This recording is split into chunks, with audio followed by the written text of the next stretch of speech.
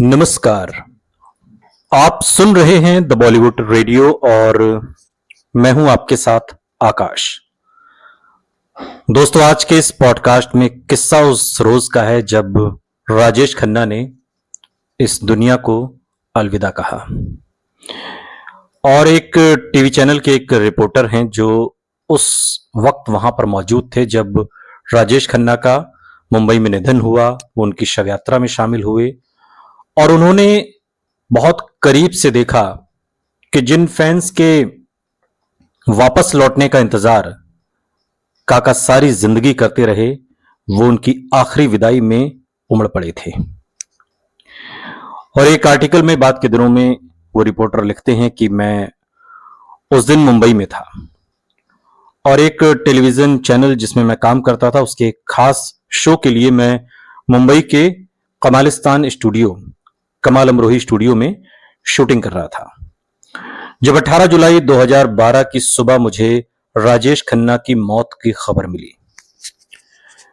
हालांकि कुछ दिन से ट्विटर और फेसबुक पर उनके बेहद खराब सेहत की बातें लगातार हो रही थी और पिछले कुछ हफ्तों से मीडिया भी उनकी लाइलाज बीमारी के बारे में रिपोर्ट कर रहा था। लेकिन यह खबर अप्रत्याशित तो नहीं थी, लेकिन जैसे जैसे इस खबर के बारे में सोचता रहा, दिलो दिमाग पर जाने क्यों यह एहसास हावी होने लगा जैसे कुछ खो गया है। यह अजीब बात थी। राजेश खन्ना किसी किंवदंती की तरह थे, भारत के पहले सुपरस्टार जिनकी कामयाबी आज तक मिसाल मानी जाती है। यह अलग बात है कि सालों बाद या बाद के सालों में उनकी सफलता ने उनका साथ छोड़ दिया था और ऐसा होता है इंडस्ट्री में। कामयाबी बहुत समय तक टिक कर नहीं रहती। यहां पर यह भी बताना जरूरी है कि रिपोर्टर लिखते हैं कि मैं कभी भी राजेश खन्ना का जबरदस्त फैन नहीं रहा।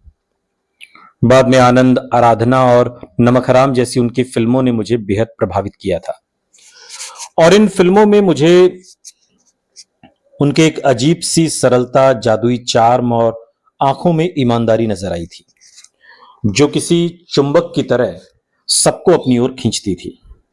उनके मास हिस्टीरिया से जुड़े किस्से भी मैंने बहुत सुने थे कि किस तरह लड़कियां उन्हें खून से खत लिखती थीं। लड़के उनकी हेयर स्टाइल, उनकी अदाओं और गुरु कुर्ते की नकल करते थे।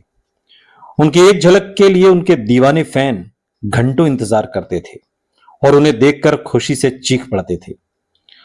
लेकिन ये मंजर मैंने खुद नहीं देखे क्योंकि मैं 80 के दशक में बड़ा हुआ जब राजेश खन्ना का सुनहरा दौर पीछे छूट चुका था। 18 जुलाई की उस शाम शूटिंग खत्म होने से पहले ही मेरे पास हमारे ग्रुप एडिटर जो उस टीवी चैनल के थे जिसमें मैं काम करता था, उनका फोन आया और हमारे चैनल पर राजेश खन्ना से जुड़े कुछ खास शो बन रहे थे और मेरे एडिटर चाहते थे कि राजेश खन्ना के आखिरी कुछ सालों के बारे में जानकारी हासिल की जाए, साथ ही जीवन के विभिन्न पड़ावों में उनके करीबी रहे लोगों से भी बात की जाए। और इस फोन कॉल के साथ ही एक सफर की शुरुआत हुई। सफर एक गुजरे जमाने के सुपरस्टार की जिंदगी के पन्नों को पलटने का। और अगली सुबह यानी कि 19 जुलाई को तकरीबन सारे न्यूज चैनल और मैं भी राजेश खन्ना की अंतिम यात्रा को कवर करने के लिए तैयार थे। राजेश खन्ना के बंगले आशीर्वाद के बाहर भारी भीड़ जमा थी और मैंने भी इसमें शामिल होने का फैसला किया और अपने आखिरी सफर में भी राजेश खन्ना किसी राजा से कम नहीं थे। हजारों की तादाद में उन्हें श्रद्धांजलि देने आए उनके फैंस बस उनकी एक झलक देख लेना चाहते थे और वहीं देश भर में लाखों लोग अपने टीवी सेट्स के सामने बैठे ये तस्वीरें लाइव देख रहे थे। जुलाई का महीना था। मुंबई में उस सुबह बहुत बारिश हुई थी, मगर इसके बावजूद आखिरी सलाम देने आए उनके चाहने वाले अंत तक इस यात्रा में शामिल रहे। यह दीवानापन ही था, उनके कई फैंस के साथ कंधे से कंधा मिलाकर चलता हुआ। मैं भी ये सोच रहा था कि आज इस भूतपूर्व सुपरस्टार की मौत पर यह हाल है तो उनके सुपरस्टारडम वाले दौर में दीवानगी का क्या आलम रहा होगा, इसकी कल्पना करना मुश्किल नहीं है। सबसे पहले यह बात थी कि इस भीड़ में ऐसे बेशुमार लोग थे जो फिल्म इंडस्ट्री का हिस्सा नहीं थे। वो बस राजेश खन्ना को उनकी फिल्मों के जरिए जानते थे। बारिश उनके कपड़े भिगो रही थी और राजेश खन्ना का ख्याल उनकी आंखें नम कर रहा था। कुछ ऐसे बुजुर्ग दिखे जो भीड़ के साथ चलते हुए कहीं खोए हुए थे, जैसे उस दौर में चले गए हों जब वो जवान थे, शायद प्यार में भी। और फिर राजेश खन्ना ने अपनी फिल्मों, अपने गीतों, पल के झपकाने के अपने खास अंदाज से उनके जज्बात को शायराना जुबान दी थी। आज राजेश खन्ना के आखिरी सफर को देखकर शायद ये लोग यही सोच रहे थे कि राजेश खन्ना की तरह अब उनकी जवानी भी कभी वापस नहीं आएगी। मुझे जैसे लगा उन्हें अलविदा कहने यहां पर आना चाहिए। वैंकूवर से आए एक 64 साल के सुरजीत सिंह छाबड़ा ने बातचीत में मुझे बताया। मैंने सुरजीत साहब से पूछा कि क्या वो राजेश खन्ना को जानते थे। वो बोले, हाँ बिल्कुल, मैंने उनके साथ पूरी जिंदगी बिताई है। उनकी फिल्मों और गानों के जरिए 70 के दशक में जब मैं अपनी जिंदगी में बुरे संघर्ष का सामना कर रहा था, बुरी तरह से संघर्ष कर रहा था, तो राजेश खन्ना मेरे हर गम पर बाम की तरह थे। पर्दे पर उन्हें देखकर मुस्कुराने का दिल करता था। यूं लगता था जैसे सब कुछ ठीक हो जाएगा। सुरजीत ने मुस्कुराते हुए कहा, मनी मन मुझे उनका यह रिएक्शन बेहद जज्बाती और फिल्मी लगा, बिल्कुल राजेश खन्ना की तरह, उनके अभिनय की तरह। मगर जब मैंने भीड़ में शामिल कुछ और लोगों से भी बात की तो कई लोग मुझे ऐसे ही भावुक नजर आए। पश्चिम बंगाल से आई एक महिला खुद को राजेश खन्ना का सबसे बड़ा फैन बता रही थी। आप समझ नहीं पाएंगे कि वो क्या थे। अब वक्त बदल गया है। उस दौर में तो राजेश खन्ना की हर फिल्म हमारी और उनकी डेट हुआ करती थी।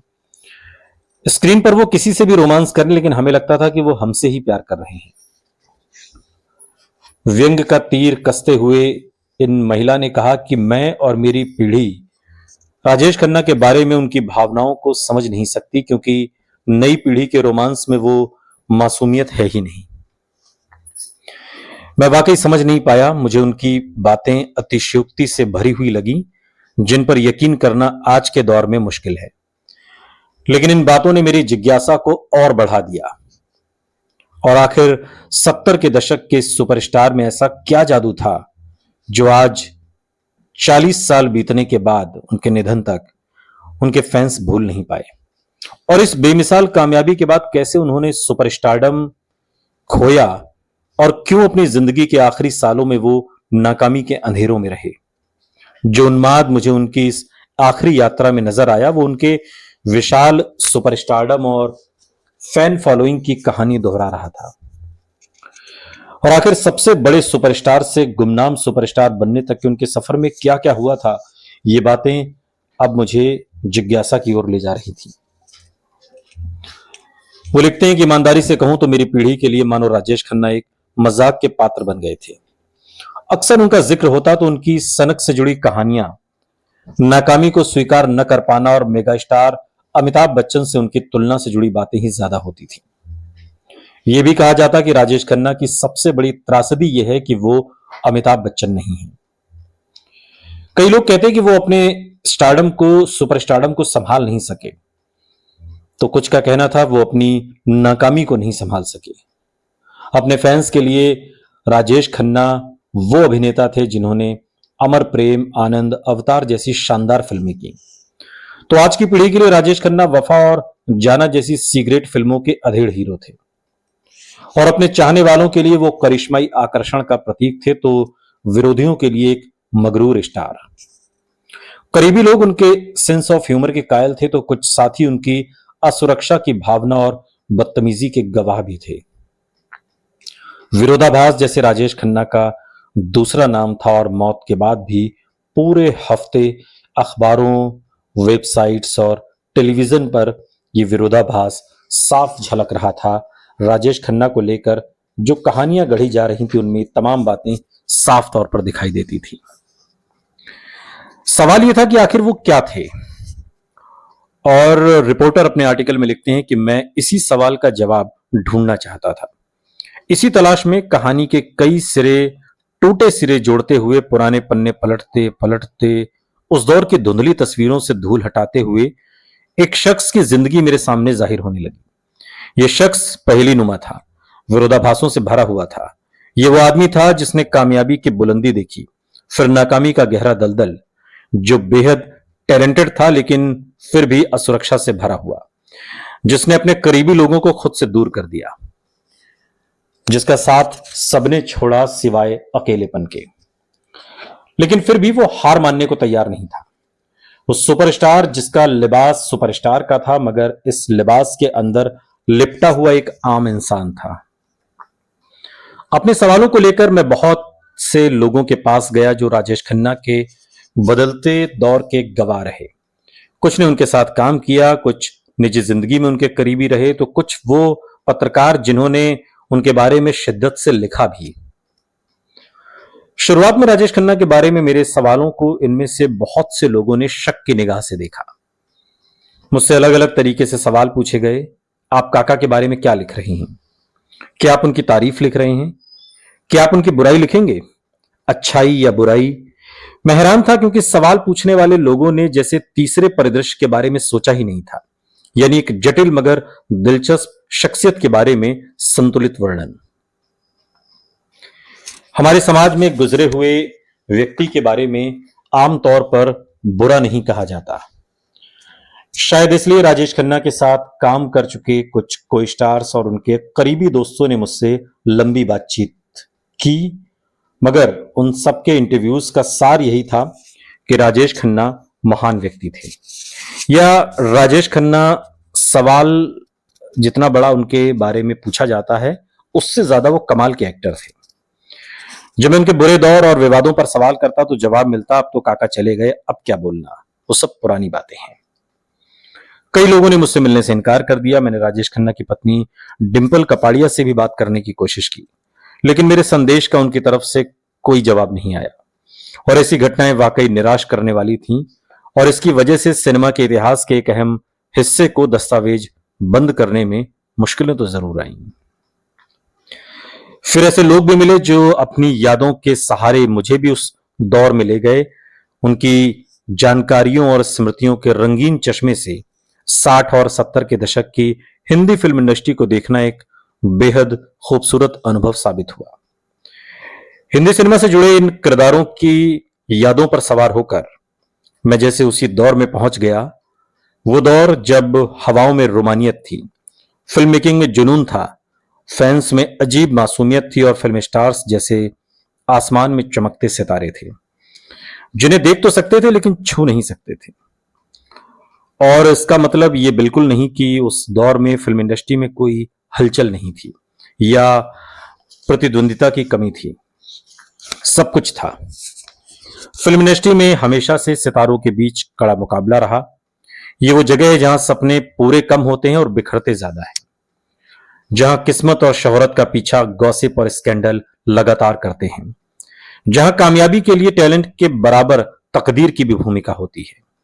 हिंदी सिनेमा के पहले सुपरस्टार की इस कहानी में उस दौर की फिल्म इंडस्ट्री के ग्लैमर और पतन का जिक्र होना भी जरूरी है।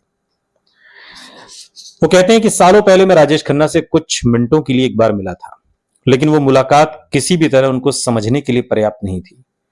मैंने ये महसूस किया कि उन्हें न जानना एक तरह से फायदेमंद ही हुआ, क्योंकि इसी वजह से मैं उनकी बनी बनाई छवि को एक तरफ रखकर किसी भी पक्षपात या पूर्वाग्रह के बिना खुले दिमाग से उनके बारे में सोच सकता हूं।